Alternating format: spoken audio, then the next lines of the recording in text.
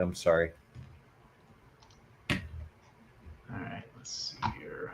This one. All right, and I think we are live. Woo! Lucas, how you looking, buddy? I'm looking good. I see you. He's looking. He sees us. All right. The interwebs work, y'all. What's going on, folks? Yay. We are live to answer your wonderful tree questions. My name is Matt Latham. I'm a board-certified master arborist and registered consulting arborist with the American Society of Consulting Arborists. Man, we got to like shorten those titles a little bit. I'm some sort of tree expert, I guess. That's what they keep telling me anyways. And I keep trying to prove that anyways. But we've got Michael Gabriels here. He is the owner and forester at ASCA Forest Solutions in North Houston. And he's a consultant, doesn't do tree work specifically, but he makes sure people get the right knowledge and the right education and get guided in the right direction with their trees. Because let's face it, trees are such a horribly and awesomely important part of our lives. And most of us don't even realize it. The trees that we live and love and live under are way more a big part of our lives than most of us even realize or appreciate. But Michael basically works as expert witness, does tree appraisals, he's intimately involved with development and planning. He's also manages like forest lands for clients. He's got a bachelor's degree, like way more educated than I am in forestry. Yeah. One of those urban foresters. I don't even know what that means anymore, but we've got like urban almost means everything nowadays. It's just crazy how integrate. Like when I think of, or not me, but when Houston thinks of trees, they think of urban forestry. We're going to boost your ratings today, though. I brought little Charlie. She's right? 3 months old today. What's up, little Charlie? She's cute as can be, too, man. And you guys are blessed. And I know you're in that really difficult phase of life, although it's not like a week after birth. So that's, hopefully it's gotten a little smoother for you. But we just celebrated 2 years on my littlest one. That's great. We didn't die. We made it, So, yeah. It's fall. We're finally getting some brisk weather, man. Man, it's been. Remind everybody, we're in Houston. We're in Houston, y'all. Somebody said it's like the armpits of hell or something like that. It's a sweaty armpit. I'm telling you, it's or Hades, I think, is in the Greek. It's not too bad right now. It's really crisp. The problem is it's really dry right now. We're starting to see some real effects of that. So we're slated for some rain this weekend. We're really hopeful that it comes. I hope it spreads itself out and we don't just get a deluge and then all of our bayous just suck it out and dry up real quick. Beneficial. But and that's the really contractors will be busy. Yeah, and you're absolutely right. I had to water my yard for the 4th time this week, ever in the past year. For 4 times this year, that's crazy. That means we've had some serious drought weather going on. And in Houston, you've been here longer than I am, Michael. It rains. Sometimes it rains months at a time. Yeah, and too fast. Too fast to really be able to percolate effectively. So, you could have a record rainfall year and trees experiencing drought. Yeah, absolutely. Well, we experienced that with Hurricane Harvey. Yeah. I was down there in Rockport dealing with the windstorm damage, which was hilarious because I actually had you probably know him, Dustin Goodman was supposed to come down there and help us. He just won the international or the Texas Tree Climbing Championship this year or last. I think it was this year actually. And he was supposed to come down there and help us. He never showed up.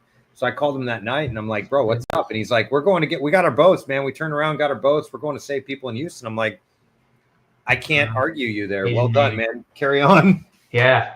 Well, hey, since it is fall, let's talk about trees and fall or winter is coming. Yes. Yeah, let's do it, man. Because this is a really critical time in your tree's life. If you're watching, most people don't realize it. They think trees going tonight. It's going night. We're going into dormancy. Hibernation. You don't have to worry about it. Hibernation, which is absolutely, you and I know that's not true at all. Biological processes do slow down in the cold. They do. Metabolism slows down. Metabolic functions slow down. Respiratory functions slow down, etc. But your trees are generally, unless you live in the frozen tundra, they're generally still going. Yeah, and that leads us into one of my like pet peeves and maybe you could tell me a little bit more about it, Michael, is watering. I think it's really important to water through the winter, through the fall and through the winter. What's your take on the matter? Well, so here's my perspective. It's going to be Houston. You've got more northern perspective, but and there will be some nuance, right? But Of course. In Houston, it's considered the wet season. We don't have as much evapotranspiration. Stuff does slow down. We do have a lot of hardwoods in our complex over here. Even the live oaks will slow down quite a bit. But before a freeze in the south, actually, watering a couple days before, if a freeze is coming, a dry tree is very ill-equipped to handle a freeze. Think of the water as coolant. Like, it's the tree's ability to look, the specific heat of water, 4.184 joules per gram or whatever. Like, water is a great bachelor degree coming out of you, by the way. It's a great conductor, and water can actually keep the tree from freezing. Bingo. That being said, watering too late in the game or only watering shallow could be problematic because you would potentially just freeze the crust. Or it's just too late and it doesn't percolate down, doesn't get uptaken by the tree in time, and that could be problematic. But if you know a freeze is coming in an area that doesn't get freezes very often, do a good deep watering. Give some vigor to your stuff. Give them the ability to move around water that circulates. It'll be able to conduct heat, and the ground stays pretty. We don't have frost lines in Houston, so but in common freeze areas,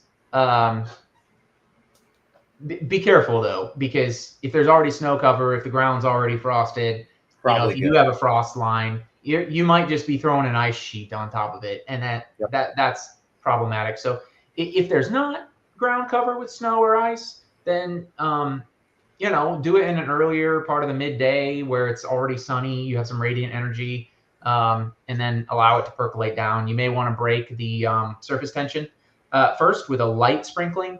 Once the surface tension is broken and you're confident that it is broken, do a little test spot, and if it does percolate down, go ahead and water the tree. Give it a good drench. If not, stop and just know that you're too late. It's too close to ice.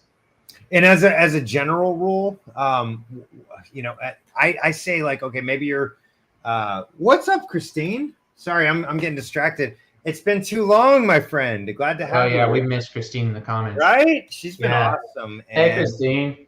We're glad to have you. Speaker, and I'm trying to boost the ratings, so I brought my We got the cuteness factor, and I'm sorry, I'm like, there's the cuteness factor. Here we go. Now we're good.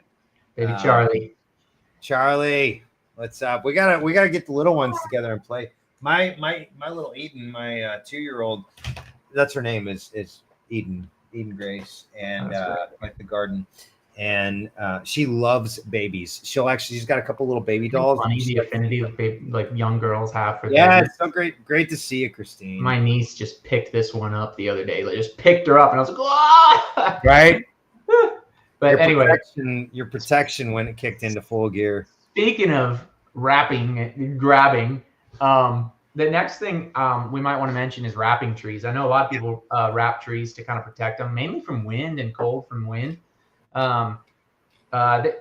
Sometimes you're in a spot where the air just funnels, and those trees especially get hit hard. But a lot of people wrap trees. I guess really all I want to warn people is just avoid setting it up to capture excess moisture, because if it holds moisture and it does freeze, that's a problem. And that's one thing. Some people will wrap their tree, and then we'll get like a rain or something like that, and then they'll keep it wrapped. Yeah, that's and the you're problem. Right, you got to let it dry. Problem. That's a big problem. And so I would avoid like bubble wrap, but also on the flip side, avoid using black, especially like black vinyl and stuff, because on the flip side of the cold, radiant energy, it doesn't, look, it's the reason people get their cars tinted,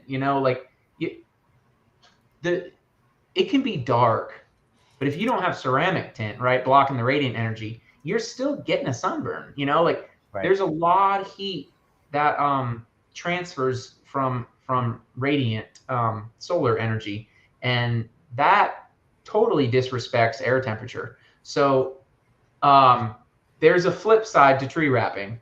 So I'd stick to more natural stuff like burlap or something. You've lived up north. What did you do? Well, there's a couple things. First of all, the trees are more adapted to that, right? They've been there, they've done that. Okay. So, and I pulled up a little website here. It's called arboristonDemand.com. I don't know, maybe I'll have heard of it or not. I don't, maybe, but I wrote a blog about this, and it's really cool actually. So, propylene glycol is a major contributor. That's basically antifreeze, and essentially what it does is it lowers the freezing point of water. And so, what that does for your car is you can drive a car with water running through it, and that water is not going to freeze and expand and break everything to pieces. And so trees actually have the same exact ability. I did kind of a deep dive on it, and I'll be honest, I had to go in and do a little research to be able to write this blog. But essentially, what I found is like they'll produce these glycol-like peptides that will essentially do the exact same thing. It's like nature's antifreeze. That's awesome. It's so cool, man. God does a wonderful job at design. So much of our technology is just trying to replicate on an economic scale of what nature already does. It's fascinating. Look at buttress roots from 1,000 years ago when they're doing architecture. They realized like these trees, they flare out, and that actually strengthens them. And then they build cathedrals that are still around today. Years later, that are designed based around those design features that God Almighty in his infinite wisdom has already perfected. And so we just mimic that. We just mimic that. And one of those is glycol. Propylene glycol is trees have antifreeze. As long as, and you mentioned it before, as long as they're watered, they're going to be able to have the resources they need. Right. They can pump it. You got to have something to pump. Let's roll through a few more real fast. I want to go rapid fire on this stuff because let's talk salt damage, because that's a big one up north. We don't deal with it here. Yeah, if you got a driveway and you're using salt, or you got street trees and they overuse salt, it's problematic. If you know it's been overdone with salt, you may want to drench. Obviously, if you can stick to sand or like calcium magnesium acetate or something else that's not salt, that's great. But look, people in history, when they pillaged their enemy's land, they salted the land to destroy its productivity and make sure that their enemies wouldn't rise up again. I mean, or more recently, Agent Orange, which is also a gosh. But anyway, right. Anyway, be aware of the salt, and if you know it's been salted, water the heck out of it, and it's called dilution, right? And then we did wrapping. Let's talk about pruning. If you have overextended limbs, especially in areas where you might anticipate freezing rain or ice, that's a lot of weight. That's a ton of weight. In winter, typically trees are going to have a heavier load than they would have in summer. And because there's less evapotranspiration and there's a potential for freezing, and it is the wet season, because there's less evapotranspiration, those limbs are probably going to be heavier. So there you go. Also, there's less leaves on the trees, so there may be less protection from other trees, so that the whips of wind may actually get to your tree where it might have been protected before. That's about all I have to say about that. But you may need to trim deadwood out. You may need to trim overextended or weight-bearing limbs for reduction pruning from a safety perspective, and just so it doesn't shear. And then speaking of like just winter and mulch and stuff like that, mulch is a good insulator. It insulates the ground, but don't volcano mulch because mulch does hold moisture sometimes. You could really put your tree in a bad situation, especially in winter, by having a foot of moist material right up against the bark. Yeah. You want to talk about animals or insects or disease or anything like that? I'm posting a link to a video I did. This is one of my favorites. It's called "Friends Don't Let Friends Mulch Volcano," and it's so true. I guess my neighbors and friends. On that note, you're absolutely spot on. Especially if, like, here in Houston, we got a lot of tropical people that love their tropicals. They love their bottle brush trees, that stupidness. Humble opinion. That's that y'all didn't hear that. I'm trying to be positive here, right? But it's, like, don't make bad decisions. If you don't live in a tropical area and you plant tropical things, you have to adapt, or you have to plan for them not being a long-term solution. So I did a video a long time ago about you got to add mulch, and that acts like a great insulator for your palm trees. Go ahead and pile it up on the trunk, but as soon as that's done, you've got to get rid of it. And so, mulch volcanoing is very, very, very bad. And that's my new saying is friends don't let friends mulch volcano. It's not worth it.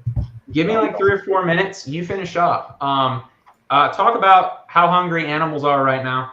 And then following on animals, Kingdom Animalia, insect disease, oils, preventative maintenance, stuff like that, knowing that some of these things are dormant, but also in your trees waiting to emerge. Yes, and that's a good point, because here's the thing. Again, God in his infinite wisdom has designed certain design features within nature, right? And so a lot of times bugs, where do they come from? All of a sudden they just show up in springtime, right? Well, they didn't just show up, right? They had a game plan all along. And so Michael talked about oil and diseases and insects. Well, here's the thing. I never recommend raking up your leaves unless you've got a fungal pathogen that's attacking your leaves. At that point, you can go and rake it up because you're going to go ahead and get rid of a lot of those pathogens. Well, the same thing happens with insects. Many of them that are going to be damaging to the tree are going to lay their eggs on the underside of those leaves. Leaves are going to fall. They're going to sit there and they're going to just stay dormant during the winter. And those eggs are protected by that nice little blanket layer of compost, i.e. the leaves that fell. And so what happens, springtime's coming, now everything's warming up and getting better. All of a sudden those eggs, all the critters that laid those eggs, their offspring are going to emerge and they're going to go right back in that cycle. So this is a great time. If you had chewing or sucking pests or some sort of fungal pathogen, you can do a couple things, especially with like crepe myrtles and scale, things like that. You can actually spray with a dormant horticultural oil. You can find it just about anywhere. Home Depot carries a few. You can get it on Amazon. Super cheap. It's basically mineral oils. And what you're going to do is just spray that on, water-based, mix it with some water, however the package reads. You want to go by the label, of course. Spray it on. That's going to suffocate all of those eggs, all of those fungal pathogens, and suppress a lot of them. We talked about animals a little bit. Well, quite frankly, we don't deal with it down here in the South, but like if you've got it, well, we do a little bit. If you've got like an Eastern red cedar, if you've got a Yopon holly, deer love to chew on those two plants. Oh, dude, Central Texas, it's problematic. It's bad, man. It's really bad. But I don't mind. The urban wildland interface, like there's a lot of natural areas. A lot of them are by watersheds and stuff, or by really hilly terrain, and there's a lot of corridors that are protected and utilized for trail systems and stuff. The reason there's trails in parks, it's because there weren't commercial uses available because the area probably floods. So that's why there's a trail there, and they've amenitized drainage usually in Houston at least. But in the hill country, oh man, a friend of mine, James Tice. He's at Rialto Studio now, but he was with Texas Nursery and Landscape Association, and he updated their go to TNLA. Well, if you're in Texas, right? Go to your Nursery and Landscape Association where you're at, and they should have some kind of information on hardiness and resistance to animals. I know in Texas, TNLA has updated their information, and James used his backyard as a test bed in Wimberley when he was there, and definitely changed because he sent the buffet out and he was like, oh, they called that resistant to deer. I'm gonna call negative on that one. Yeah. So well, go like to your Nursery and Landscape Association for your state. You'll get a lot of good information about and that's Googleable. You could just look up Nursery and Landscape Association, New Jersey or Georgia or wherever, and you'll find the local guys. There's the American Nursery and Landscape Association too, and they've always got great resources. But I love the idea of getting to know your local guys, because quite frankly, that's going to make a big difference. So they're going to know what's going on. They're going to stay up to date with all the facts and all that. So it's really important. If you've got a local ag extension like we do in here in the States, if you've got nursery and landscape associations like we do here in the States. If you're picking new plants, definitely refer to it. Yeah, absolutely. And they're going to help guide you on the ones that you're going to have success with. Like I said, we live in Houston. It's not tropical. but everybody thinks it is because we're down south and it's freaking hot. It's actually a bayou and swamp area, more marshland more than anything, technically, part of the year. And then some of the year is tropical and some of the year it's subtropical. You know, it's like we don't know what we are, honestly. We're kind of bipolar, but it's going to fluctuate like that. But there's people at the Texas AgriLife Extension that know these things, and they're all a bunch of plant and tree. You got that link? To the ag extensions, yeah, and then let's roll into questions. We're at 20 minutes. I do it every time. I know we got to get on. We got to get onto our questions for the day. But that's a really good point. I'm dropping that link in Facebook and YouTube. But Did you talk about chemicals at all? What's that? Did you talk about chemicals at all? Chemicals. We talked a little bit about dormant oil. We didn't talk about chemicals. Yeah, if you're going to use chemicals, use slow release fertilizer. Especially in winter. Avoid nitrogen. Look, the goal is not green in winter. Everybody knows it. So don't overdo nitrogen. And by the way, low salt formulas. If you overdo it, water the heck out of it, dilute it. Yeah, and those nitrogens are typically salts, the chemical version. So we talked about road salts. Nitrogen can do the exact same thing on a stress tree. You never, ever, ever, ever, ever, ever, ever fertilize a stress tree. Because you can take a desiccated tree, desiccated meaning dried out, one that is struggling from drought or otherwise, and then you can just drive the nail into the coffin by fertilizing it. About 22 minutes now. Lucas is saying we're slacking. We got to move on to questions. We're done. We're right done. on, man. Always a pleasure, Michael. Let's talk trees. Hopefully we got some good snippets to shorts. Right? We'll I'll make pitch some in of these wherever I can, but I'm pitching in at home today, so I'm going to be intermittent here because. All right, Lucas, where are we at? We had October 21st. That's 2 days ago. Why is that so delayed? I don't know, but there's a Hope Porter. If you haven't talked to her, she's in the very beginning, right under your post. I see Craig Weidenhoft, I think. Excuse me if I'm mispronouncing your name, Craig. It's not personal. It's just business. But that's also on October 21st. What's up with this? I see Hope. Okay, 6 hours ago. Or change your filter to new posts. I already did that. It should keep my settings, right? Hopefully. Sometimes it resets. But I'm looking at it right now. Hope Porter, 6 hours ago, Magnolia Tree Help. I see it. Yeah, that's actually below our live stream. But I got one here from the 21st from Craig. He says, we planted this aspen in the spring and it was doing great all summer. Now we have this on the leaves. Anyone know what this disease is and how to treat it? We're in South Utah at 5,600 foot elevation. I'm going to take a wild stab in the dark, Craig. I'm going to say that's probably just the aspen is losing its leaves for the winter. I don't. 600 feet. You already talked to him on it. It was oh my goodness, we did. 22 minutes, 30 seconds. Why is that doubling up? I hate Meta, by the way. Meta, you can quote me on that. Yeah, if it wasn't such a common group, a forum, there would be better ways to get these questions asked. But man, this is how we reach the people. The people are on the face webs and the tubes of you. Actually, not many people are watching it on YouTube. We need to get more people watching on YouTube. We can comment, most of them, and if we get 1,000, you can start super chatting. Most of the live people are on YouTube, actually. Okay, good. Yeah. No, we got 5 on us right now, so that's cool. What's up, 5 people? Thanks for being here, you guys. All right, so Hope is asking. Hope, where you at? Pittsburgh. Are you sure it's Hope? Because I'm scrolling down. I got Hope as the first one. It looks like the first one is Gene Christopher. Oh, we'll get to you, Hope. We hope. No, this is Hope is the first one on my screen. I'm sorry, you guys. By the way, if we don't catch you, we'll get to you eventually. I think we've almost go and do Hope, and I will. I'll tell you where to go after Hope. I love having people here to tell me what to do. I'm supposed to be the leader of this group, but man, Lucas, I'm glad to have you here, keeping me organized, and you're welcome to lead me and guide me instead of vice versa. You're the pilot, he's the navigator. All right, there you go. You're the navigator, man. Tell me where to go.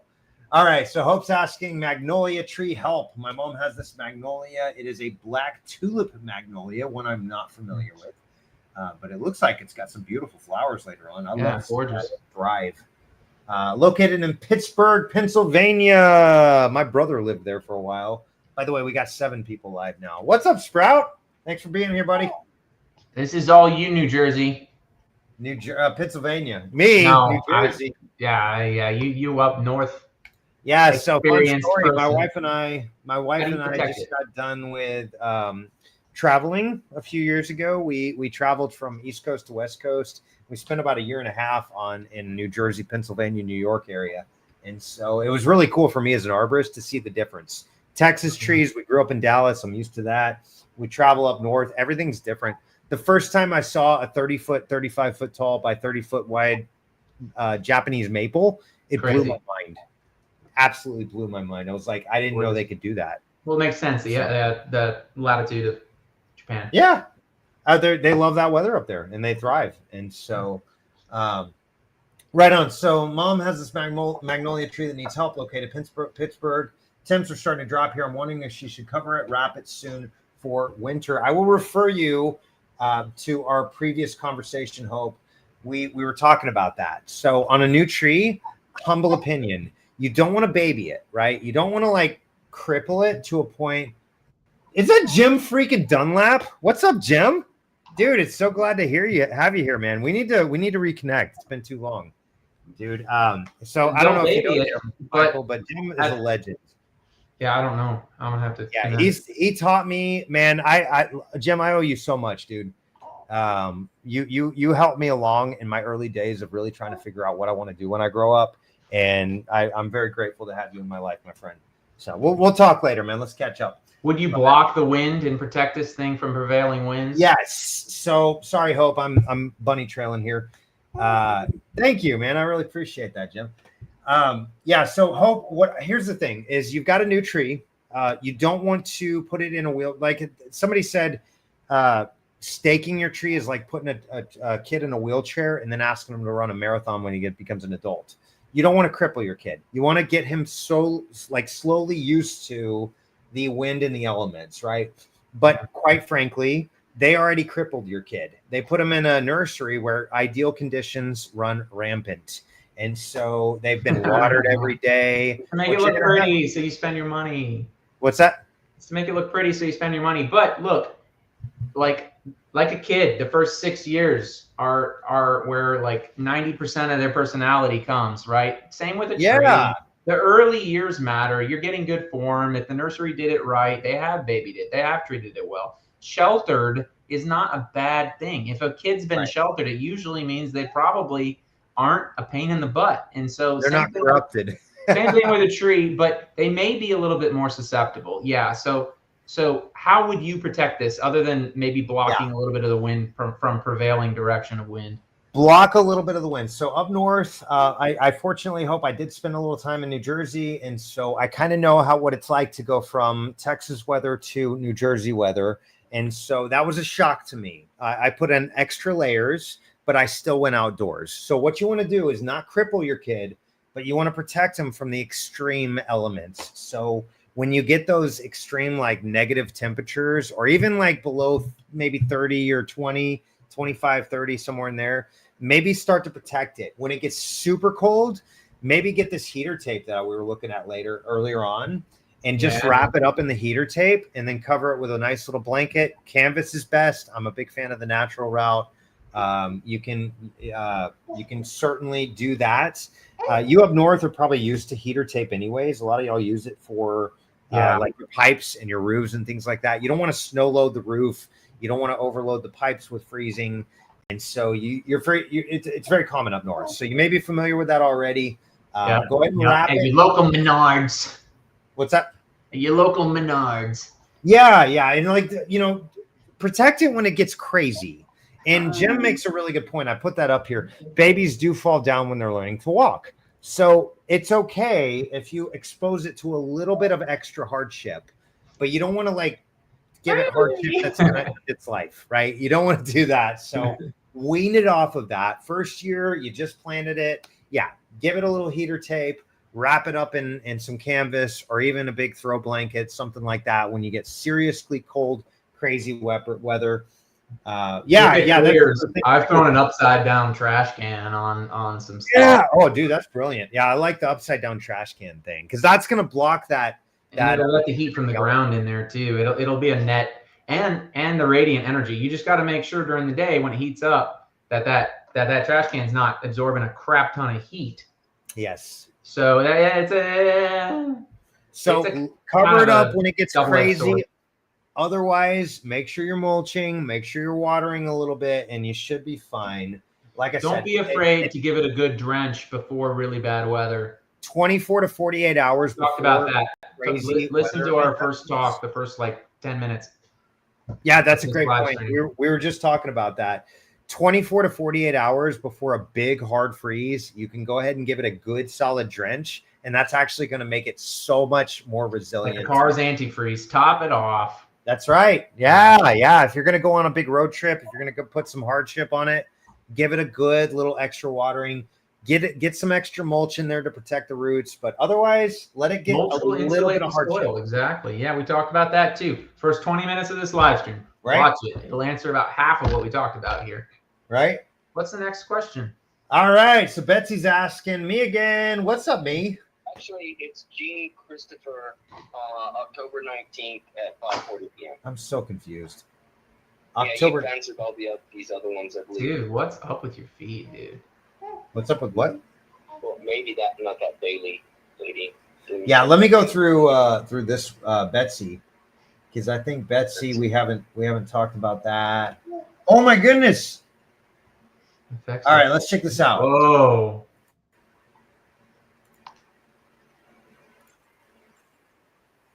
What?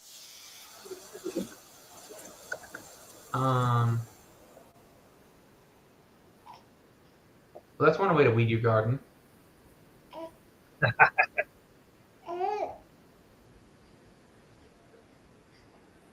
Is that bitten? Whoa. That's fungal. That's fungal. That's some fungal decay. And white rot. Yeah, white rot. Bye-bye. What's the question? Oh my goodness. Oh, this is called chemical trespassing. Okay, so this is crazy. Okay, so are you reading the description here? Yeah.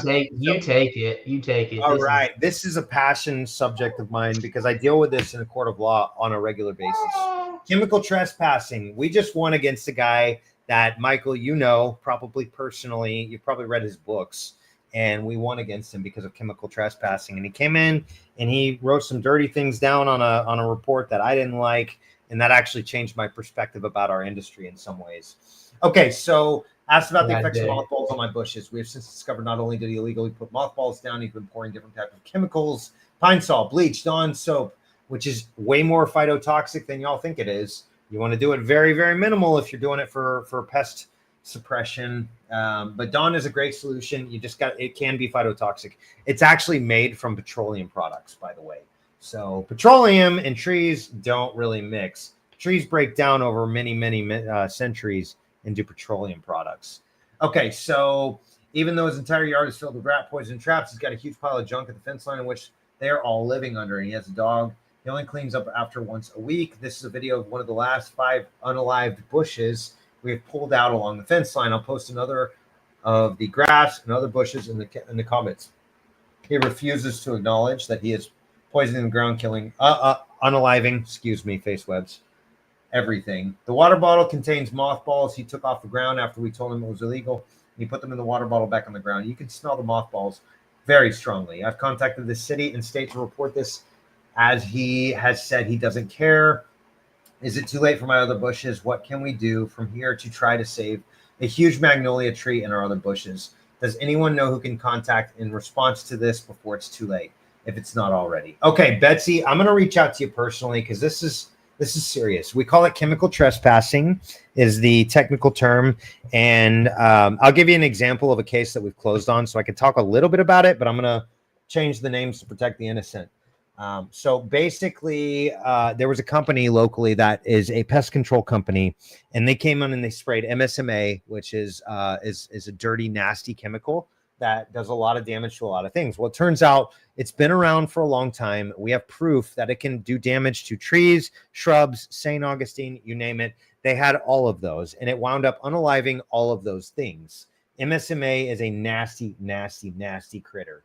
Okay, so what's going on is you have basically the same thing, except they don't know about herbicides. So what they're doing is they're using poison for humans. They're using bleach. They're using Pine Sol, Dawn dish soap, and basically anything. He's got rat poison out there, which can damage the microflora and cause an indirect and slash a direct phytotoxicity. Phytotoxicity basically means it poisons green living things, not animals typically, not humans, but it's going to have an effect on the plants for sure. So what's going to happen, you've got to prove it beyond a reasonable doubt.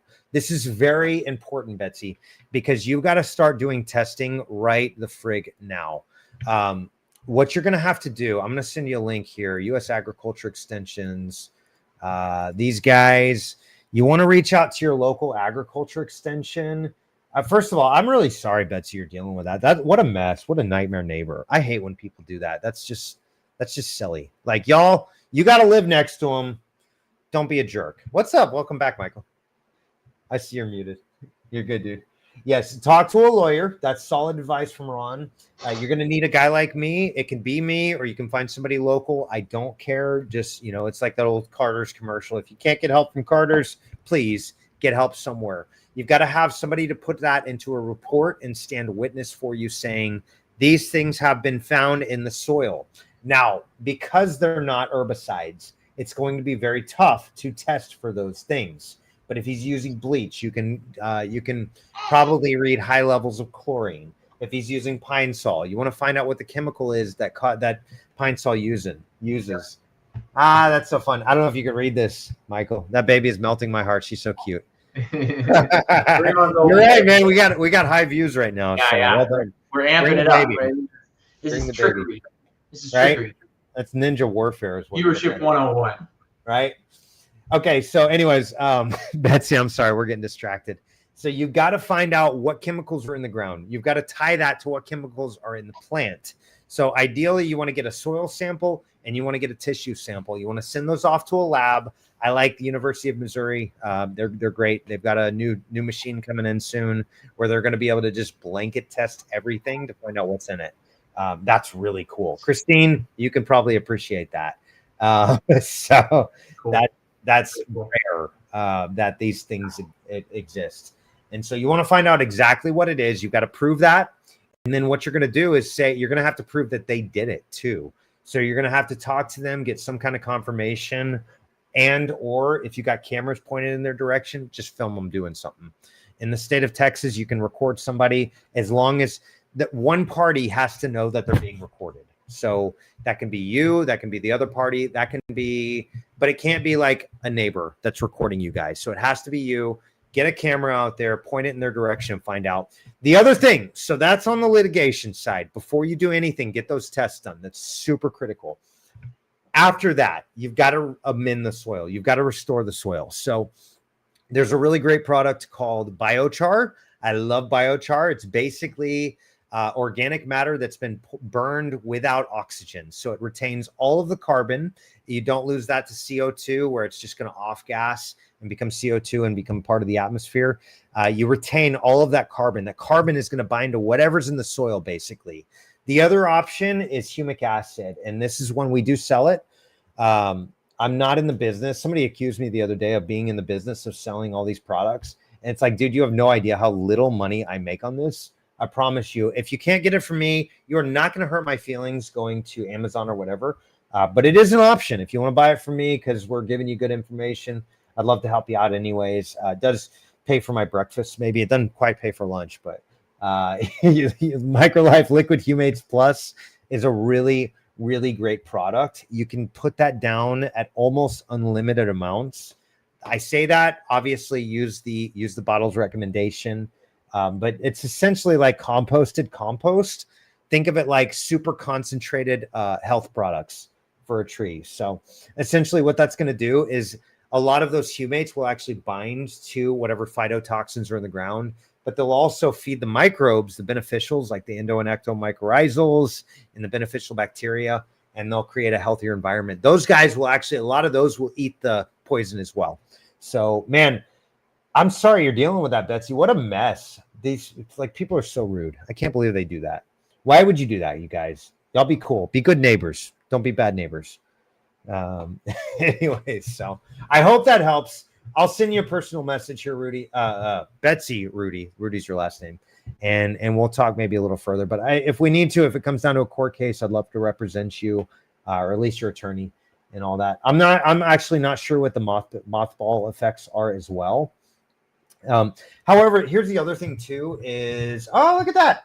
She's recommending biochar too. Look at that. At least I'm consistent in saying smart things. That is in short terms charcoal, which might help to neutralize any/some of the toxins in the soil. I agree. Fantastic advice as always, Christine. Kristen, I'm sorry. Christine's over here on the left side. You know, you talk about attorney. The other thing is, though, you got to, generally understand the value of what you're dealing with. Yeah. Because that is quite the road to go down. Yes. Yeah, and as soon as you start involving attorneys, all of a sudden it becomes a big deal. If you can do it in a small claims court, that's always better. Sometimes it just doesn't make sense because depending on the amount of trees and shrubs you're losing, the value of those losses could be more than the small claims court will cover. But it is an option. Whenever I go through a lawsuit of any sort, I always prefer to do it in small claims if I can. Way more informal, just so much more pleasant experience. They're humans there. Your barrier to entry with cost is also much smaller. Yeah, I got a lawsuit against the guy right now that he owes me a lot of money, and it's not a client; it's a former guy that I contracted with. And my total cost, and I'm representing myself. I know a little thing or two, and maybe that's not wise, but I'm doing it anyways because I think I think I got a pretty solid case. But $139, that's all I spent for this court case. You start bringing attorneys in, now you're up to $5,000 to $10,000 minimum, and that's if everything goes flawlessly, and it never does. Well, rarely do they work on contingency. The ones that work on contingency, usually it's a slam dunk or it's a injury claims case where they're working with an insurance company directly. So oftentimes the insurance, they're going to want a retainer, and that retainer will be $5,000 or $10,000 sometimes minimum. If it's not a slam dunk situation, it's going to be a lot up front. So that's kind of one of those things. The love-hate thing for me. Yeah, it's just here's a good rule. Get to know your neighbors and be friendly if possible. If not, then have cameras. No, that's right. That's exactly right. Yeah, and the more data you can collect, the better you are. Have a police case number. Like if you don't have a police case number, like very few things take you seriously. Your insurance won't take you seriously either. Yep. So if you're sure it's trespass or you're sure it's something like that, have a police case number. You're going to need that at a minimum just to get things started for some people to take you seriously. And again, for the love of all things holy, go to this website. That's my website, by the way. I did create this little blog that has like basically all 50 states and their agriculture extensions. Reach out to them. They're going to direct you to the local guys, which are usually on a county level. And get to know those guys because they're going to be your friends. They know everything going on in the area, and they usually have a lot of good resources. But you're going to want a police report, and you're going to want an agriculture extension report as well. So if you can get them to write a report on it and agree with you, and they'll take a look at it, they've seen some things, they'll tell you. Then then now you've got a solid case. If you got a police report, you got a agriculture extension report, then you've usually got a pretty solid case. Otherwise, it's kind of he said, she said. And man, that's no fun because now it's just a battle of attrition, honestly. All right, so we're moving on. Anonymous is talking. Where you at, Anonymous? I can see that. Y'all can't see that. All right, I have a weeping cedar, not sure of the name, in my yard. And over the past few years, it has been losing a lot of needles, especially in the spring. Top branch is very thin, many without needles, but the bottom seems to be pretty full. Anything we can do to save this tree, or should we prepare to take it down? Zone 5. No, I wouldn't take it down yet. What I see is a environmentally stressed tree. You got some hostas down there that something's going on with. That could be fungal. That could be, to me, it looks like more herbicide type. So I'm wondering if you're doing some sort of herbicide, like a weed and feed. In the I could path, be wrong. the path, there's a lot of compaction in that path, and then maybe herbicide on the path. I doubt it. I doubt there's herbicide involved here. Maybe salt, depending on. Ooh. Is it downhill from something, like a field? Ooh, yeah, you've got a field up here. Yeah, and all that water. It might have over-fertilized or something, and it washed in. I think Christine brought it up. She's spot on as usual. Like you're so awesome. Oh yeah, she's a cancer researcher too. She got a brilliant mind to begin with. Buried root flare, 100%. Oh, that's yeah. And Jem Dunlap, again, legend. He was the SMU arborist. I think you're up north now, from what I hear too. But he's overwatering shows similar response to underwatering. I see that all the time, especially in newly planted trees. Yeah, chlorotic trees will look similar to drought-stricken trees. 100%. And you got, I'm just stuck on all those, like 1, 2, 3, 4 hostas, right, or 5 hostas in that same area, and then one of them looks fine. Man. They're all hostas. One of them looks fine. So I'm wondering if you've got something going on, because Christine is spot on too.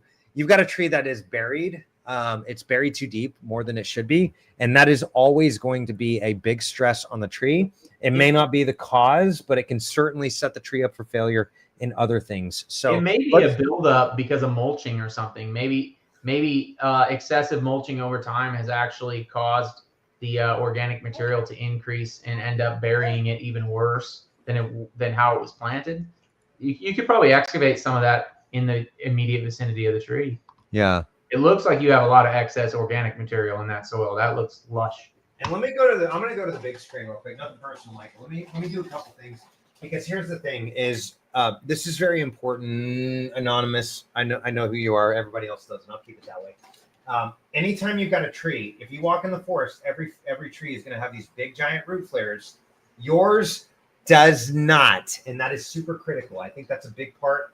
Is it does flare out at the base, but it's covered up by dirt and mulch and debris and things like that. What you've got to do, some kind of, expose the root flare.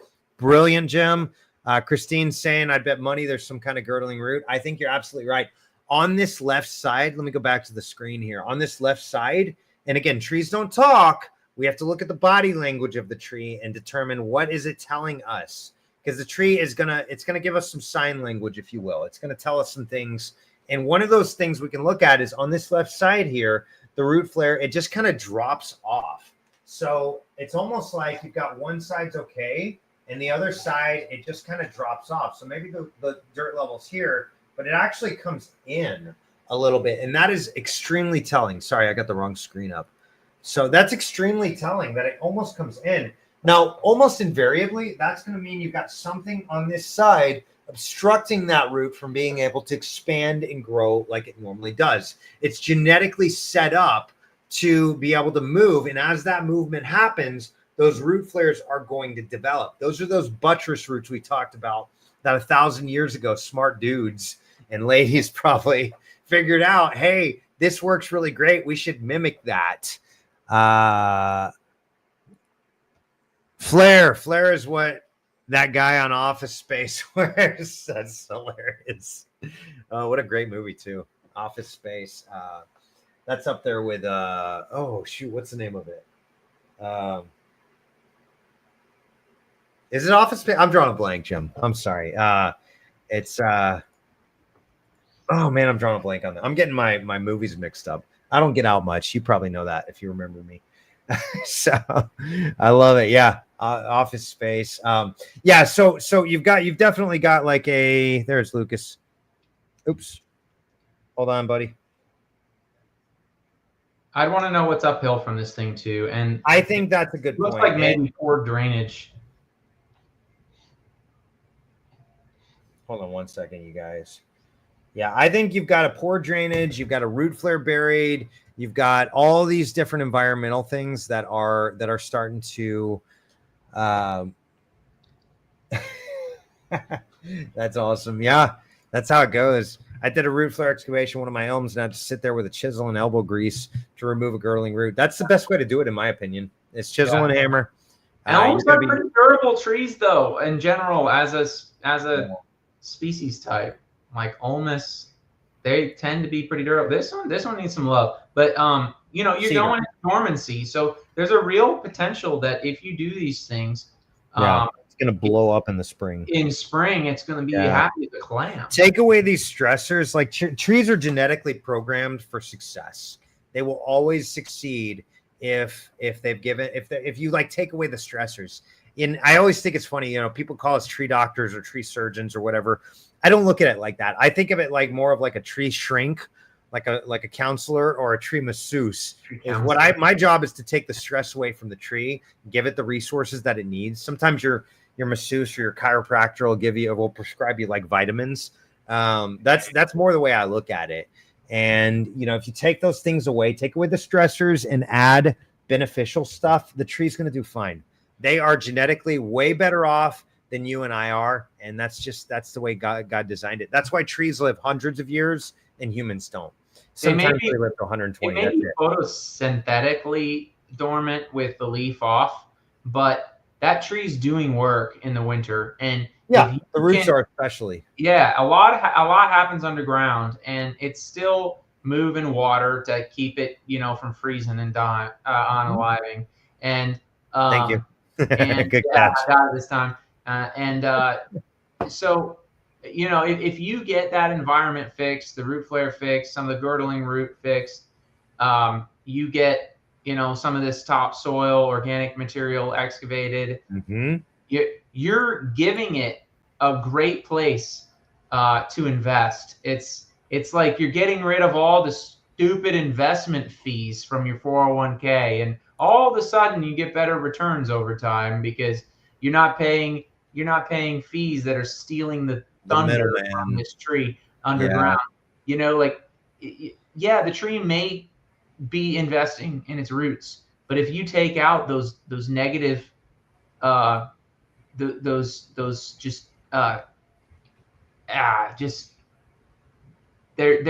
they're just sapping away and stealing some of that life, stealing some of that progress. Your yields for that tree are going to be much higher if you get rid of those high cost deficiencies. Like I said, I'm not a tree doctor. I'm a tree masseuse, man. I take the stress out of the tree and the tree does the rest. There's nothing I can do to change biology. It's got a certain requirement. As long as I take away the things obstructing that environment and that biology, tree does the rest. Go back to that last comment you popped up. It is interesting to note. Yes, if a tree actually grew naturally there, or if it was planted there, that matters. Yeah, it absolutely does. Yeah, versus a planted tree which has been destroyed by the nursery for years or months at least. Well, you're potentially dealing with different problems. Yep. Between a naturally occurring tree and a planted tree. This looks like it could be either one. I'm not sure. Yeah. Whatever. We don't know, so we can move on. Right.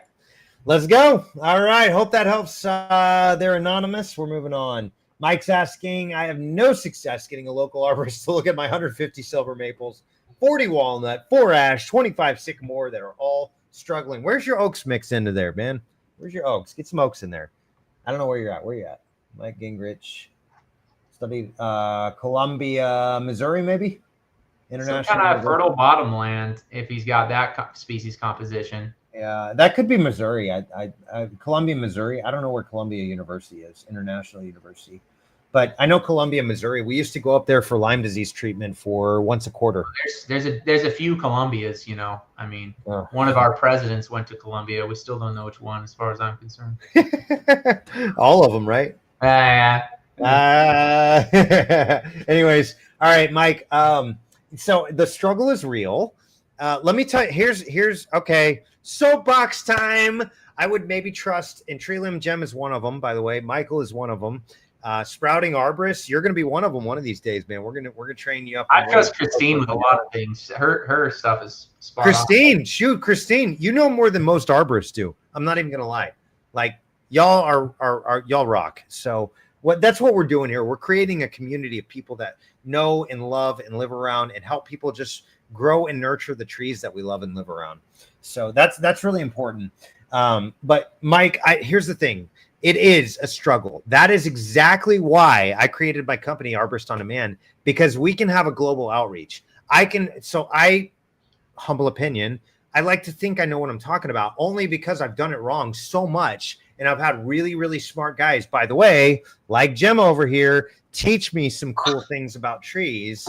Like Guy Mueller, who's been on this channel, like Lindsay Purcell, who's been on this channel. That phenomenal arborists that have taught me some things. Rick Zampino, I mentored under, one of the first world's first BCMA and one of the first RCAs. All these people have taught me some things, but all these new and upcoming arborists, a lot of them are just terrible at what they do. And that's not personal knock against them. What that is a personal knock against my industry. My industry does not as good a job as I would like for them to do, teaching the professionals and teaching the homeowner. So Mike, you're absolutely right, man. The struggle is so real. It's so hard to get a local arborist to come and look at those trees. We can always, and I'd love to help you if we can always do a digital consultation. And I'll go ahead and drop the link here in just a second.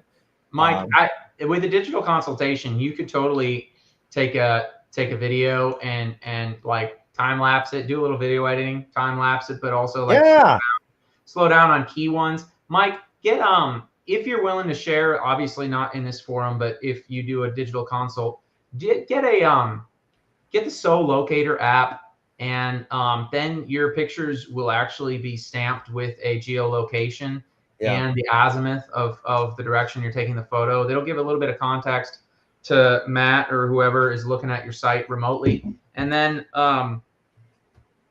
also, it'll give a good location so we can understand the topography and characteristics. You said that's SOL, SOL Locator. Yeah. SOL Locator. Yeah. It's like 99 cents for the basic one. That's probably all you need to communicate what you want.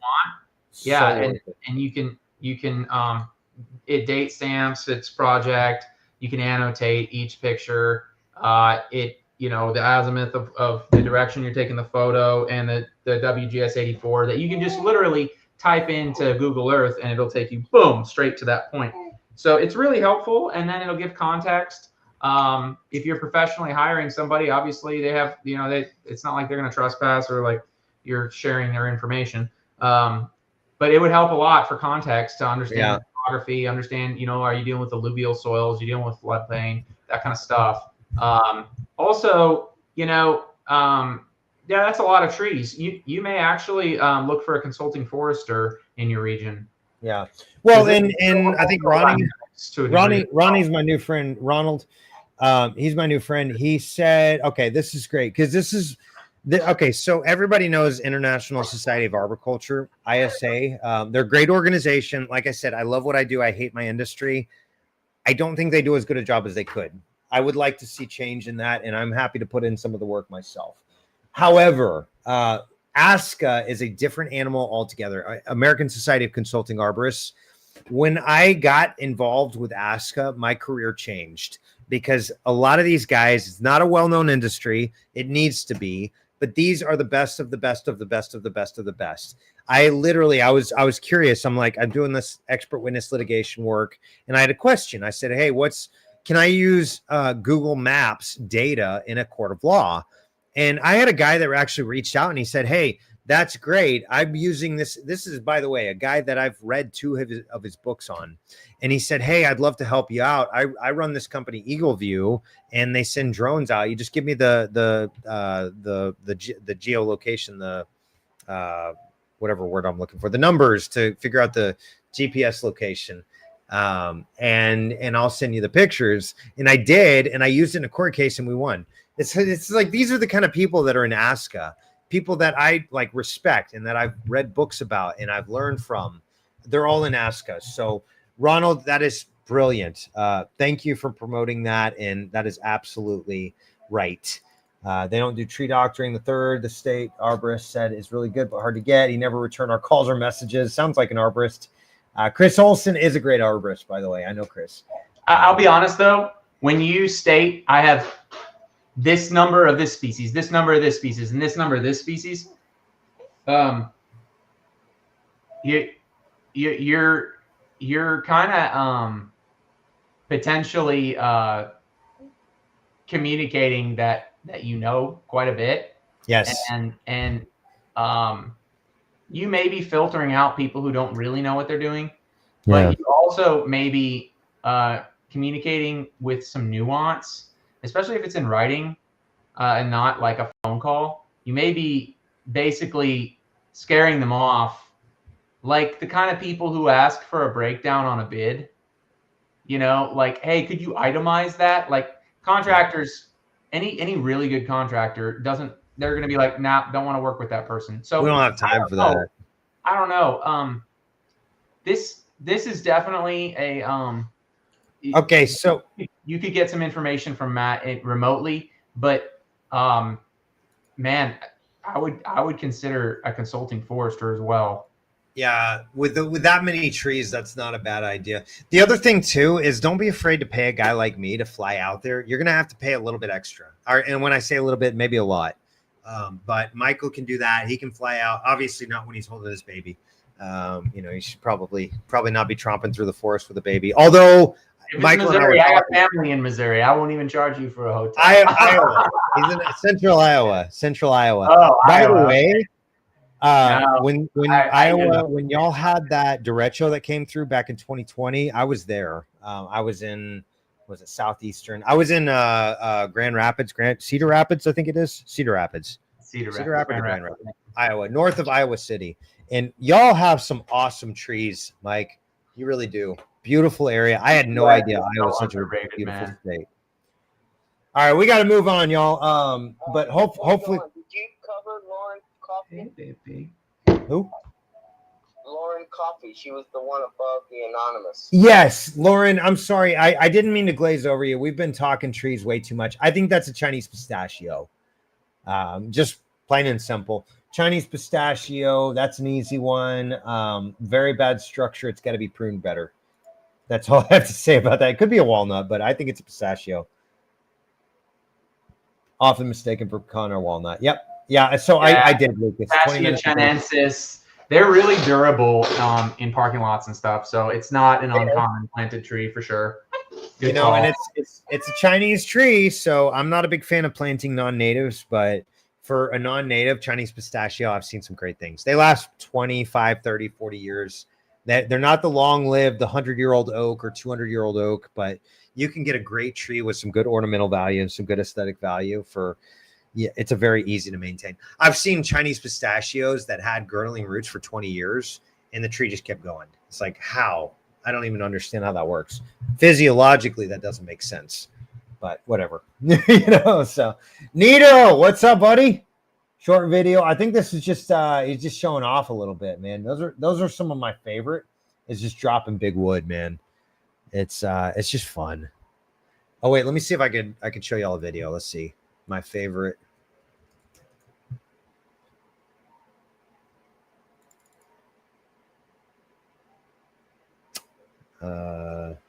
Part. Nah, I'm not gonna find that one. That's okay. Video shorts. That's what maybe. Let's see if I got it.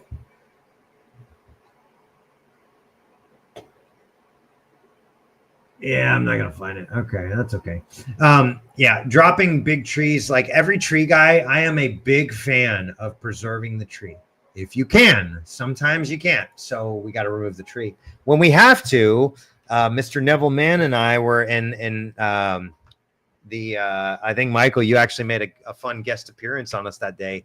Is we were out there and helping his church out because they needed these big dead pines removed, and it was so fun. I didn't get to make the cut. I was on the rope and the camera, but we dropped a what was that, about a 20-inch pine tree, and it just is so fun. So hey, thanks for the video, Nito. That's really cool, and looks like you're growing, man. I'm still like, we got to hook up in Milwaukee. Sprout, I'd Yeah. love to do that the same with you too. You're a minor though, so that's kind of weird. So I'm gonna bypass you this time. And when you're 18, let's go. I got you on lunch, dude. I'll throw it out there. These short videos, they're awesome. But yeah, any advertising, stuff like that, guys, this is Ask an Arborist. So Ask this is a forum.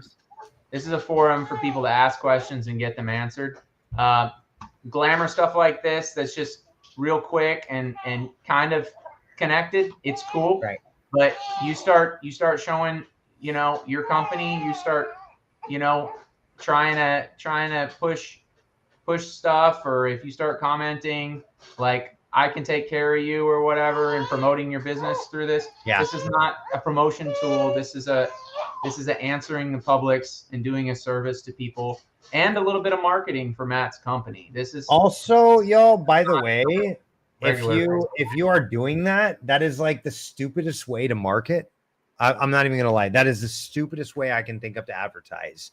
Because here's the thing: we're an international group. We get people from all over the world asking questions, and that's what we want to keep. We want to keep this an ask and answer forum. We want to keep this a safe place for you can bring your kids, you can bring your family. We don't curse on this channel. We don't, whatever. Like we try to keep this a family-friendly, safe place where you're not going to get berated by a bunch of jerkish arborists coming at you with a bunch of sarcasm and all that. And we are actively removing those people. We don't want. That's not this kind of group, y'all. We're just not that. I'm just not that kind of guy. Now, here's the thing. There is such thing as a dumb question. If the question's already been answered, it's a dumb question. So, like read. If it has been answered, then just read the comments before you. 5:40 p.m. And I said, even at our own expense, the last one we have, we're still dealing with. So the last guy we removed. Yeah. So, and I'm actually going to make a video.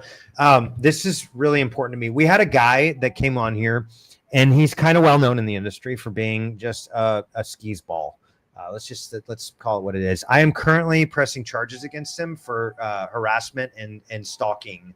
He has attacked myself, my business, my companies, multiples. He's actually threatened my family personally. And he has attacked Lucas and his businesses, and he's attacked him personally, threatened him with like sexual harassment things and things like that. So like, we're not going to tolerate that in this group. Here's the thing. Like, I'm an arborist. I'm a tree nut. I love what I do. And part of that is because of the industry. We're just cool as cucumbers. All of us tree nuts can do things that most people can't.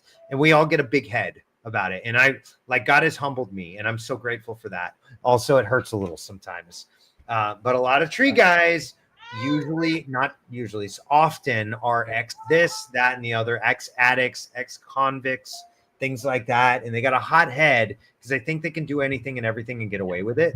And we do that all day, every day in the trees. And it's Let's settle this in the back. Yeah, man, I'm tougher than you, and I got the biggest whatever. Not all speech is protected free speech. Boom. Yeah. So some of that is actually criminal. So we're pursuing that. And for those of you that think that this is that kind of group, go over to, I see you don't know SHIT about trees. Go over to Tree Climber Facebook group. Go over to Arborists Online, whatever. There's so many tree groups for that. This is not the place. We're not going to tolerate it. We're not going to deal with it. You're going to get banned. And if you continue on, we will file suit. And Michael and I both, we do expert witness litigation work. So we're not afraid of that kind of stuff. We know the routes. We know the attorneys. We're actually friends with the attorneys. And like, we're going to hunt you down. We will find you and we will get you. So do not do this.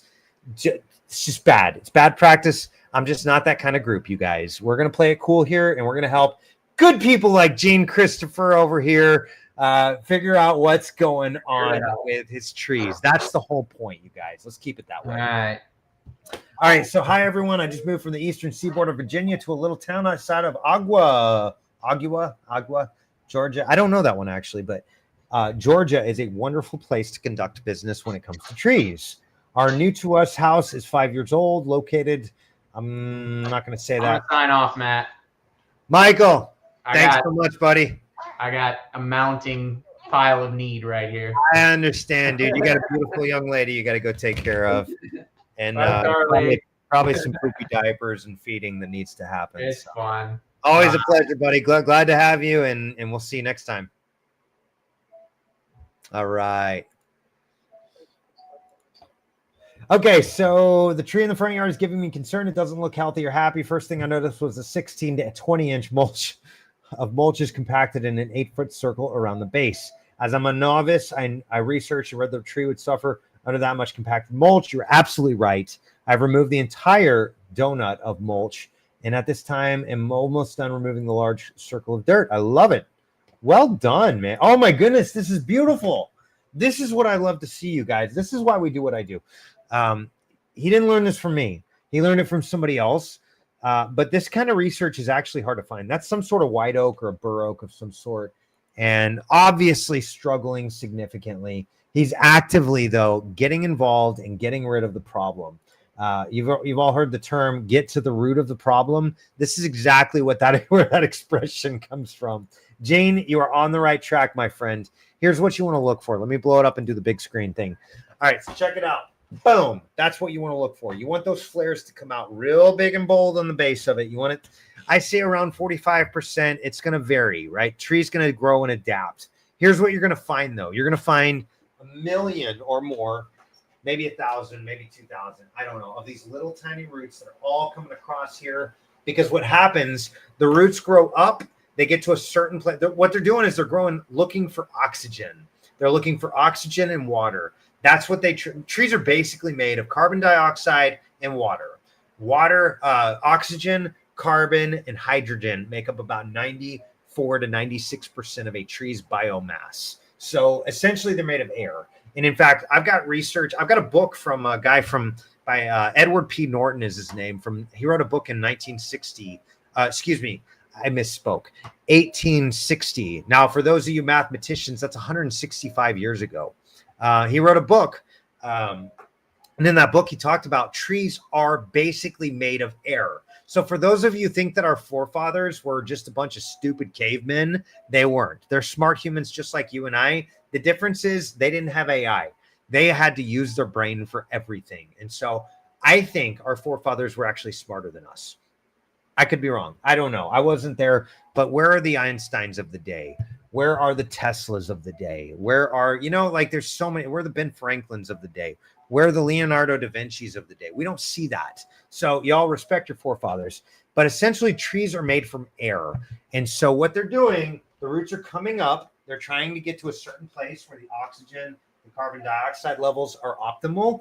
And then they're like, well, shoot, we're here. Now they start to branch out. And what will happen is they'll start to wrap around that trunk and girdle that trunk. Now, girdling is a fancy way of saying cutting off the circulation of. So, Jane, I'm leaving you a link here. This is a video I did. But yeah, you're absolutely right. Friends don't let friends. Mulch volcano. You've got a bad mulch volcano situation going on.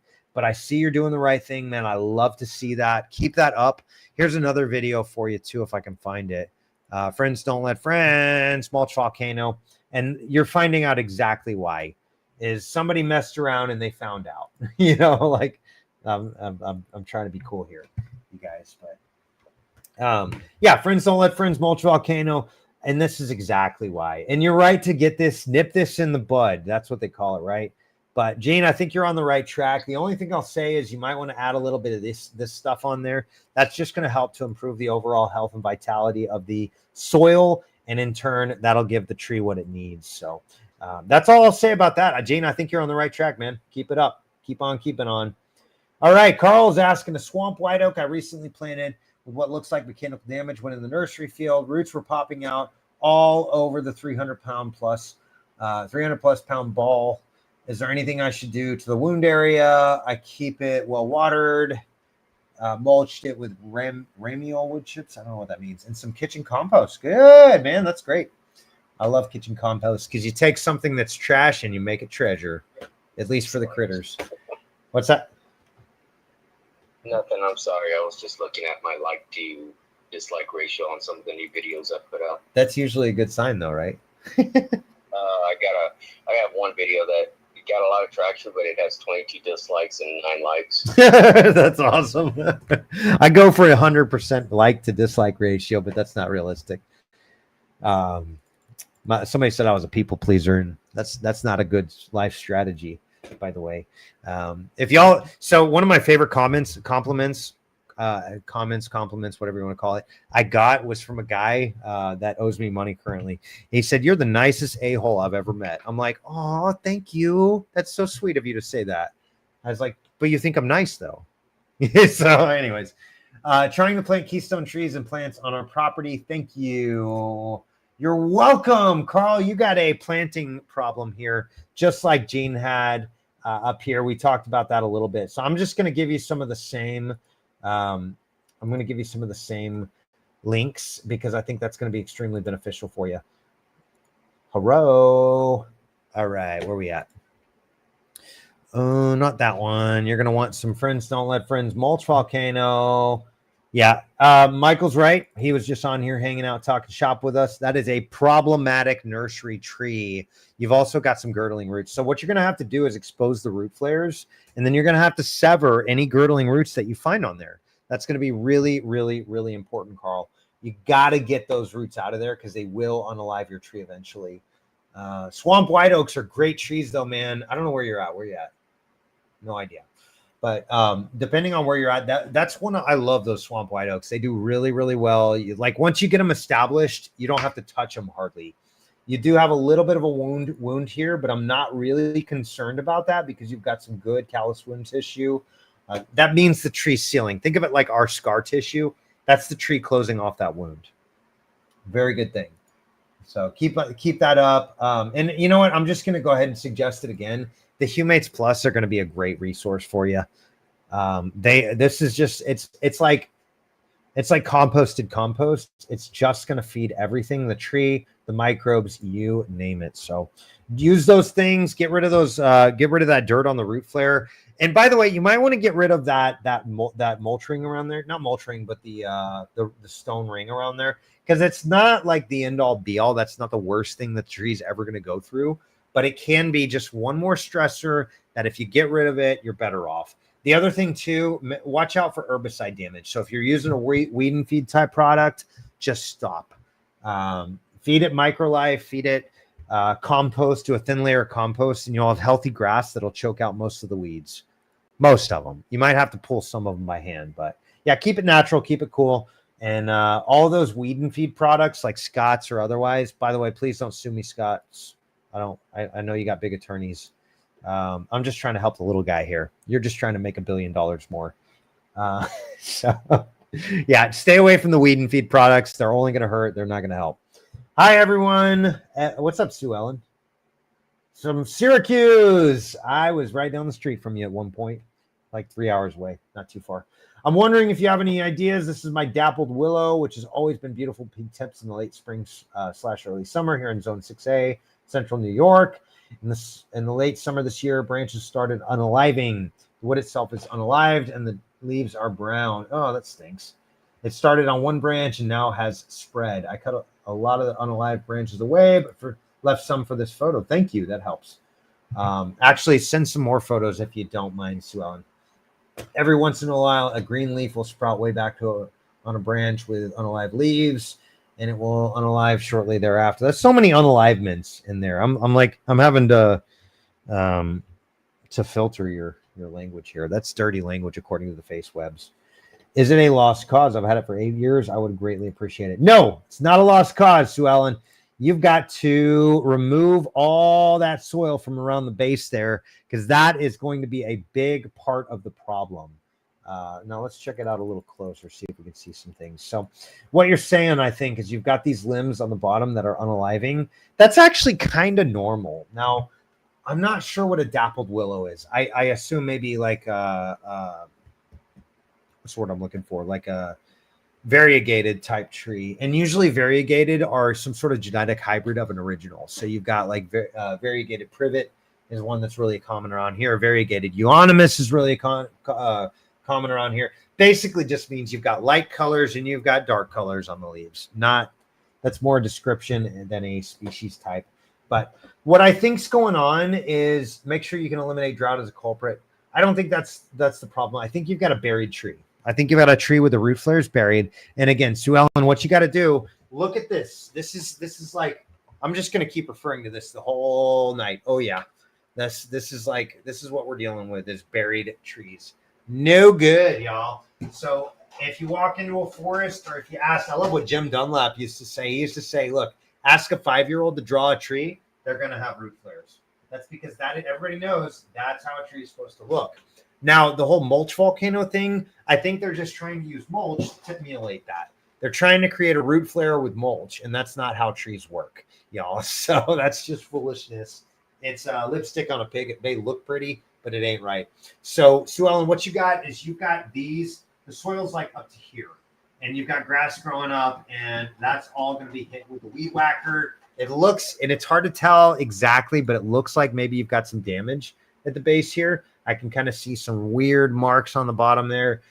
Keep those weed whackers away from it. In an ideal world, what you want to do is have mulch all around this area. We call it a mulch ring, and it's like the cheapest, easiest way to manage grass and stuff growing up against there. And it emulates the forest floor.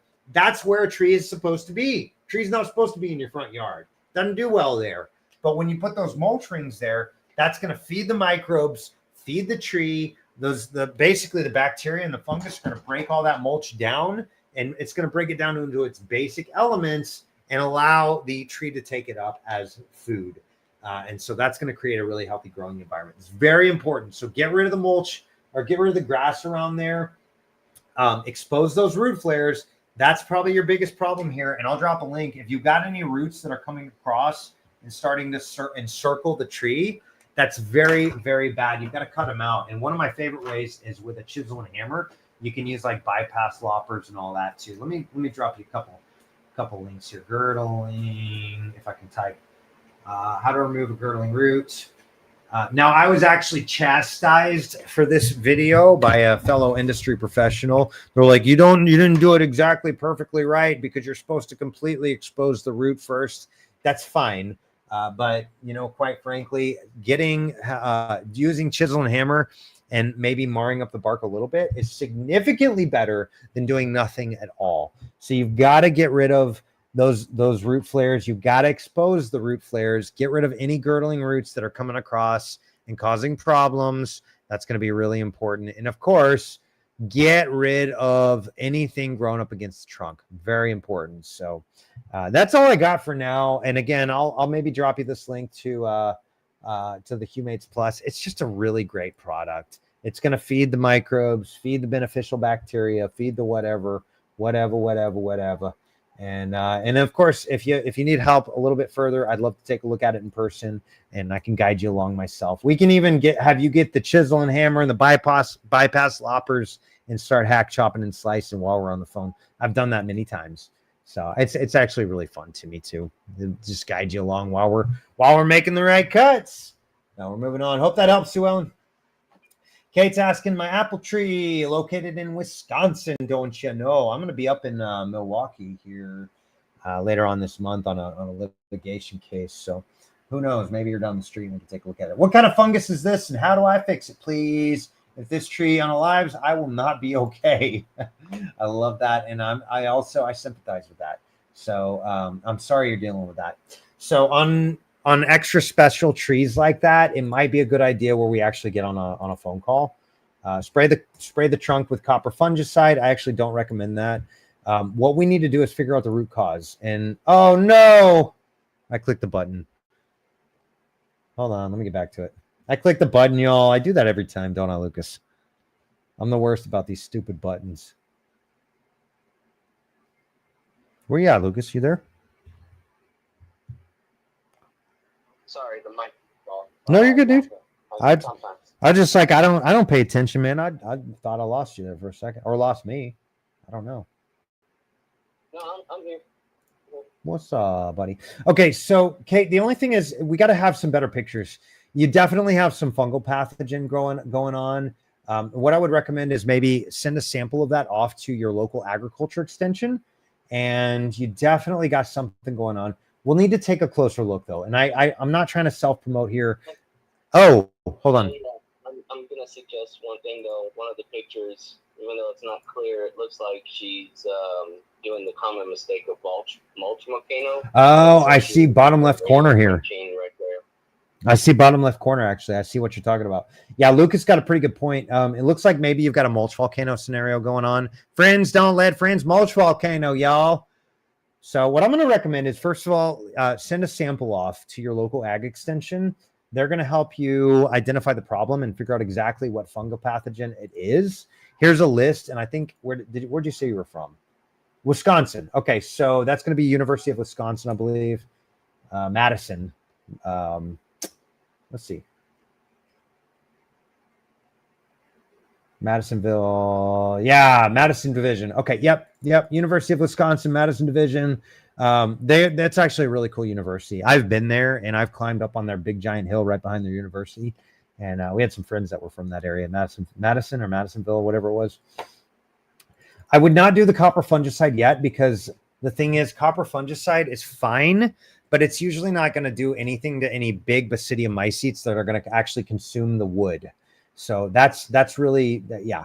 You might need some heavier hitting stuff like propiconazole or phosphoric acid. I'm not sure, but first and foremost, diagnosis without or prescription without diagnosis is malpractice. So we've got to figure out exactly what the fungus is. We've also got to figure out what are the underlying factors. That's what I really want to know, is what is causing that fungus to be able to take advantage of that weakened tree. If you've got an apple tree, you're up in Wisconsin, you got plenty of chill hours for the apple to grow well.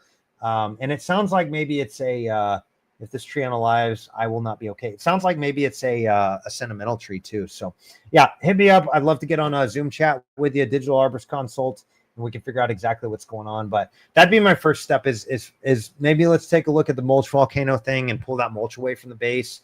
And then we've got to get a diagnosis. That's going to be hypercritical. So let me know if you want to get on there. Just go on, click that link, and just sign up for a time, and we'll get on a Zoom chat and figure out what's going on. All right, we're moving on. JB, what's up, buddy? Do you think this birch tree can survive a unalived top section if it's removed? Yes, probably, maybe. There's a lot to be. A top section appears unalive. Well done, Michael. You're figuring it out. I love it. Top section appears unalived. Yes, it's going to. If it's going to live, it'll be without the top. Absolutely. Often birch are often super apical dominant. Now, what he means by that is apical dominance is essentially where you've got a primary lead, and that primary lead becomes kind of the majority. That becomes kind of the focal point of the tree's growth. So if there were such a thing as a perfect tree, it would be like one stem, and then everything branches subordinately off of that. And you got little branches here, you got bigger branches here, you got bigger branches here, and you see that kind of pyramid shape is a really strong tree. Now, there's also genetic variances that come into play here. So a live oak doesn't do that. A live oak grows really wide. You've got branches that go out here and branches that go out here, and they just grow wild. And actually, live oaks are one of the strongest trees I know, so they do fine. But most trees are going to rely on that apical dominance, so they're going to grow up. Now, birches are not so. They will grow all sorts of different ways, and so that's actually okay. Losing that top is not going to be like an unalive blow to the tree, if you will. That's not going to be the nail in the coffin. What you do want to do is stimulate some new growth. So I imagine this is not the full story going on here. I imagine there's some things stressing the tree out. And we're going to have to figure out what that is, honestly. Like, I don't know because I'm not there looking at it. I don't have enough pictures to really determine what's going on. What I need to see is a picture of the base, a picture wider out where I can see the whole thing, a picture up close of the leaves. And that's going to really help me to be able to diagnose this and be a better diagnostician, be a better help to you, Jay. So send those pictures if you can. But the other thing too is you got to make sure the root flares are exposed. So critical. I think, and I could be wrong, it looks like maybe you've got some issues with the roots at the base. But like I said, I don't know that for a fact. So I'm just speculating. And again, prescription without diagnosis is malpractice. But that's just a good general rule of thumb. So hope that helps, man. Here's some humic acid too. That's actually another great product. If you can add some compost and some mulch, and then this humic acid is like super concentrated compost. So, it is what it is. But anyways, hope that helps there, man, Jay. And we're moving on. What do you think, Lucas? Maybe 2 more? Yeah. Let's do 2 more. And we're going to call it for the evening, you guys. So the question is, what is wrong with our Chinese elm? Well, first of all, it's a Chinese elm. That's a joke, you guys. Sorry. Some of y'all tree guys understand what I mean. Moved into a new house. Notice this tree is probably 30 to 40 foot tall. So that is not a young Chinese elm. Those Chinese elms get pretty big, believe it or not. Some of those, like Christine's got some Chinese elms. And by the way, Christine, kudos where kudos are due. Well done. Yeah. So I was amazed just how thick the roots. So she's been working on some girdling roots at her house. I actually know those trees. And we have been trying to restore the canopy and the roots on those trees for quite some time now. She did a root flare excavation. One of my elms had to sit there with a chisel and elbow grease to remove a girdling root. I know the feeling well, Christine. I was amazed just how thick the root I had to chisel out was. Sometimes I have to use a chainsaw, believe it or not, because it's just too much. Or a hatchet. I've done that too. Get a little hatchet in there and precisely aimed hatchet at that. But very satisfying to get it out. Hoping the base expands more happily. I love it. Keep that up. So that's why we do what we do is we want to guide you guys along into taking care of your green pets. Trees are really, really beneficial to us as humans. And so, I think you got a lot going on there. So Anonymous asking this, and basically I see slime flux, which it absolutely could be that. Now, here's the thing. It could be something like a Phytophthora or a Fusarium as well. And so, again, you want to make sure you reach out to your local ag extension, get a sample of some of that decayed or diseased tissue, send it off to them, and figure out what it is. And like I said, I'm always happy to hop on a digital arborist consultation with you as well. So hopefully that helps, Anonymous. And we are moving on. What do I do about all these roots or whatever that coming up through my soil? They're everywhere. I'm worried about trying to dig them out. It may damage the trees they belong to. I don't even know which ones they belong to. The shoe is for scale. I love it. Pamela, here's the thing. Roots are advantageous in nature. They will grow where they need to. So the fact... Oh, come on, Glenn. What's wrong, man? Owner-operator Carolina Land and Tree. Studied criminal justice. Oh, Glenn, I got to remove your comment, man. That's stupid. Sorry. Whatever. The shoe is nasty, disgusting, filthy, dirty. OMG. That's not helpful, homie. Respect the science. Spam. Be kind or be gone. Man. I just did that same thing. Oh, you removed the comment too? What is that, dude? This the same exact thing. Homie, don't play that, man. What are we doing talking about people's shoes? They're just putting the shoe there for scale. Could have been anything. Could have been a hat. What do you care, man? That's a Birkenstock. Those are comfortable shoes. Pamela's asking about the roots, not the shoes, weirdo. So, anyways. Pamela, leave them alone. If you have to, and preferably do not do this. As your arborist, I do not recommend doing this, but if you have to raise the terrain, don't cut the root, and only raise it by no more than 1 inch to 2 inches per year, preferably no more than 1 inch. And your best bet is to use straight compost with a little bit of topsoil mixed in, about 50-50. That's going to be your best bet. Because what that's going to do is help to recreate the forest floor. And it's going to help to just feed all the beneficial microbes. But tree roots coming out of the ground, they're not a big deal unless they start to become like a physical hazard to you, your family, your loved ones, whatever. If somebody's going to trip on that and bust their ankle or their head or whatever, yes, you got to do something to get rid of it. But overall, roots coming out of the ground, not a big deal. Just raise the terrain just a hair, a little bit, 1 inch a year, no more than, and you should be okay. And eventually the roots will figure it out. The other thing too, if you use that compost, that's going to soften up the soil below. Oftentimes roots on the surface are so like we've all seen that tree that's got this massive explosion of roots on the surface. Well, a lot of times that's actually due to soil compaction. So what happens, the soil is really, really compacted, and you've got this tree that puts all these roots out here. That's a terrible version of a root, but roots are out here, whatever. And what's going on is they're actually just struggling. Wow, that's like, I don't think I've ever drawn a worse root, you guys. That's great. I love it. What's happening is they're in a soil that is anaerobic. So as the air pushes down, you get those high pressure weather systems that push oxygen and air into the soil. But if you've got a compacted soil that's really toxic and not aerobic meaning with oxygen, then what's going to happen? The roots are literally going to come up for air. That's going to promote that erosion. That's going to promote those surface roots and things like that. So if you've got a well aerated soil, Pamela, chances are you're not going to have that be nearly as much of an issue. So by putting compost on top, not here, but here, out towards the roots, that'll build up the terrain and it'll help feed the soil so that long-term, you're going to have a much better growing environment for your tree. Your roots are going to go deeper. The other thing that'll really help with that, Pamela, is that's if you deep water. So most people I know water very frequently and very shallowly, and that's going to promote roots that come up to the surface. What you want to do is maybe once a week or even once a month, if you can stretch it out that long, if you're not going through a drought, you can wait once a month.